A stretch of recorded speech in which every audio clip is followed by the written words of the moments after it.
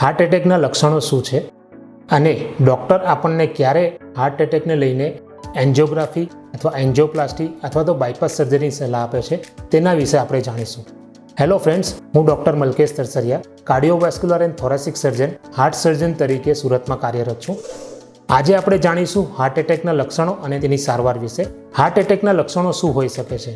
આપણે જાણતા હતા કે હાર્ટ એટેક પહેલાં એવું હતું કે મોટી ઉંમરના વ્યક્તિઓમાં ઘણીવાર જોવા મળે છે, પણ હાલ અત્યારના સમયગાળા દરમિયાન એવું કંઈ પણ નથી. હાર્ટ એટેક નાની ઉંમરે પણ જોવા મળે છે અને યંગ પેશન્ટમાં હાર્ટ એટેકનું પ્રમાણ ખૂબ જ વધી રહ્યું છે. તો હાર્ટ એટેક યંગ પેશન્ટમાં કેમ વધી રહ્યું છે એનું કારણ છે અત્યારની સ્ટ્રેસફુલ લાઈફસ્ટાઈલ, તણાવયુક્ત જિંદગી, બહારનો જંક ફૂડ વધુ પ્રમાણમાં લેવામાં આવે છે, શુદ્ધ સાત્વિક આહારનો અભાવ, કસરતનો અભાવ, સાથે સાથે બીડી, સિગરેટ, તમાકુ, દારૂ જેવા વ્યસનો, આ બધા ઘણા પરિબળો છે જે નાની ઉંમરે હાર્ટ એટેક લાવી શકે છે. હાર્ટ એટેકના લક્ષણો શું હોઈ શકે છે? સામાન્યતઃ હાર્ટ એટેકના લક્ષણોમાં જોવા મળે છે કે ડાબી બાજુ છાતીના ભાગમાં અસહ્ય દુખાવો થાય છે, ઘણીવાર છાતીમાં ભારેપણું લાગે છે, ઘણીવાર મોટો પથ્થર મૂક્યો હોય એવું પણ લાગે છે, કાર્ય કરવાની ક્ષમતાઓ ઘણીવાર ઓછી થાય છે, થોડું કામ કરવાથી કે થોડું ચાલવાથી આપણને થાક લાગી જાય છે, ઘણીવાર થાકની સાથે પરસેવો પણ થાય છે અને છાતીમાં દુખાવો પણ થાય છે. એ દુખાવો ઘણીવાર ડાબા જડબા તરફ, ડાબા ખભા તરફ કે ડાબા હાથ તરફ પણ જતો હોય છે.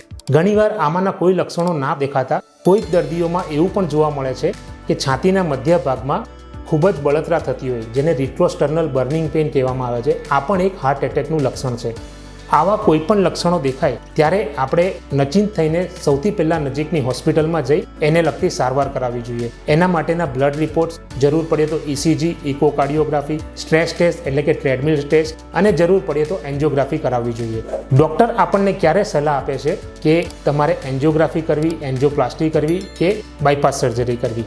જ્યારે પણ આપણને હાર્ટ એટેકના કોઈ પણ લક્ષણો દેખાય, જેમ કે છાતીમાં દુખાવો થવો કે છાતીના મધ્ય ભાગમાં બળતરા થવી કે ચાલવાથી થાક લાગવો કે શ્વાસ લેવામાં તકલીફ પડવી, આવા કોઈ પણ સામાન્ય લક્ષણો દેખાય ત્યારે આપણે નજીકની હોસ્પિટલમાં જઈને એના માટેની ઇન્વેસ્ટિગેશન્સ કે રિપોર્ટ્સ બધા કરાવવા જોઈએ. બ્લડ રિપોર્ટ, એક્સરે, ઇકોકાર્ડિયોગ્રાફી એ બધું કર્યા પછી સામાન્યતઃ એન્જિયોગ્રાફી કરવામાં આવે છે. એન્જિયોગ્રાફીમાં આપણને સચોટ નિદાન ખબર પડે કે આપણી હૃદયની કેટલી નસોમાં કેટલું બ્લોકેજ છે.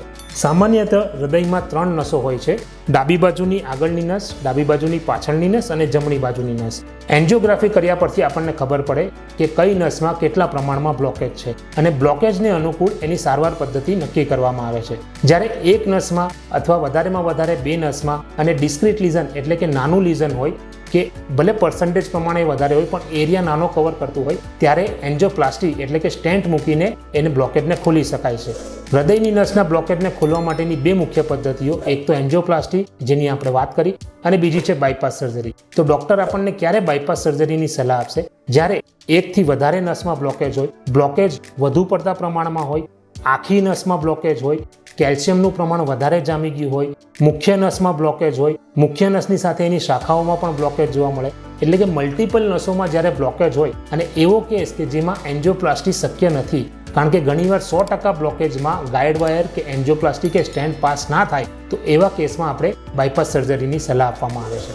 જો તમને આવા કોઈ પણ લક્ષણો દેખાય અથવા ક્યારેક પણ એવી શંકા જાય કે મને આ પ્રમાણેની તકલીફ હોઈ શકે છે, અથવા તો ફેમિલીમાં ફાધર મધરને કે એવી વારસાગત હિસ્ટ્રી હોય કે એવી શક્યતાઓ લાગે, અથવા તમને ડાયાબિટીસ, બીપીની બીમારી લાંબા સમયથી હોય અને તમે રેગ્યુલર ચેકઅપ કરાવવા માંગતા હોય, ત્યારે નજીકની હોસ્પિટલમાં જઈને હૃદય રોગને લગતા ઇન્વેસ્ટિગેશન્સ કરાવવા જોઈએ, જેમ કે ઇકોકાર્ડિયોગ્રાફી, ટ્રેડમિલ ટેસ્ટ, એન્જિયોગ્રાફી જરૂર પડી એ પ્રમાણે, તો આપણને એનું સચોટ નિદાન મળી શકે છે.